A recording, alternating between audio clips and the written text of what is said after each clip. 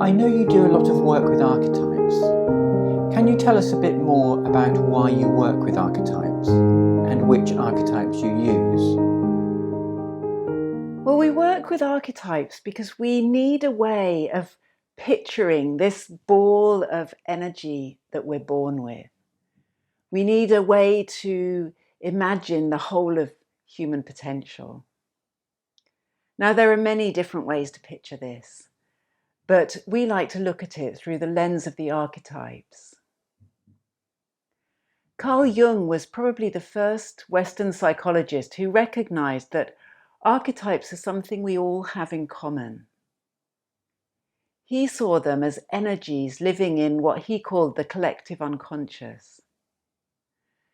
These days, we tend to see them as patterns stored in the unconscious mind, much like permanent programs etched into the memory of a computer chip. The importance of archetypes is that they're believed to be true for the whole of humanity.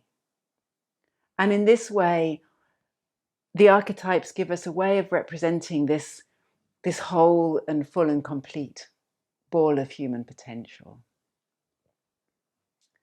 In the 1980s, Robert Moore and Douglas Gillette distilled down Jung's archetypal psychology into 4 key archetypes as they saw living in the male psyche. And they wrote their famous book, King, Warrior, Magician, Lover. Since then, people have taken these archetypes and taken the term king and changed it to sovereign to be gender neutral. And they've used these archetypes with women and with men, and they've seemed to fit beautifully. Indeed, we haven't worked with anybody who hasn't instantly recognized these archetypes as being true for them. People of all different genders, all sexualities, all cultural backgrounds, all ages, all different walks of life, seem to recognize these archetypes. They seem to speak to them. So more recently, my colleague Rod Boothroyd has written his book, Warrior, Magician, Lover, King, where he updates these archetypes for the 21st century and shares his knowledge and experience that he's gained from working with men doing archetypal work for decades.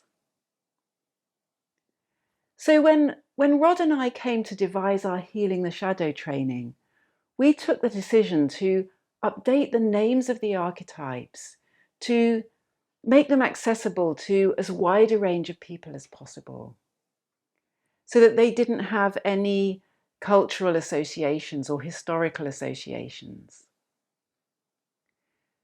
So instead of king, sovereign, queen, we use the term heart-centered leader. Instead of warrior, we use the term action taker. Instead of lover, we use the term feeling body. And instead of magician, we use the term transformer. So we now picture the whole of human potential as being made up of these 4 archetypes. And we can picture that ball of energy as being represented now perhaps by an octahedron, with one of the archetypes living on each of these surfaces. But you'll notice, of course, there's another surface underneath. And that's because traditionally, the archetypes have been believed to have 2 different aspects, a masculine aspect and a feminine aspect, with the masculine living on the top here and the feminine living on the bottom. Now again, Rod and I have decided to change these names because masculine and feminine are actually quite confusing because they're not really to do with men and women. We all need the masculine and the feminine aspects of each archetype if we're going to be able to have access to the whole of human potential and live our fullest lives. So we borrow some terms from my time in Chinese medicine. We borrow the ideas of yin and yang, with the yang relating to the masculine and being the outer, the upper, the more outgoing, the more energetic, the brighter, and the yin being the feminine, the lower, the darker, the hidden, the more potent. So we use the terms yang and yin for the archetypes, for these two different sides. And we therefore see the whole of human potential as being represented by these 8 sides of the octahedron. And our aim when we're facilitating you in shadow work is ultimately to help you stand at the center of this octahedron and be able to have access to all of these 8 sides, whichever one you choose in any moment, whichever is appropriate for you.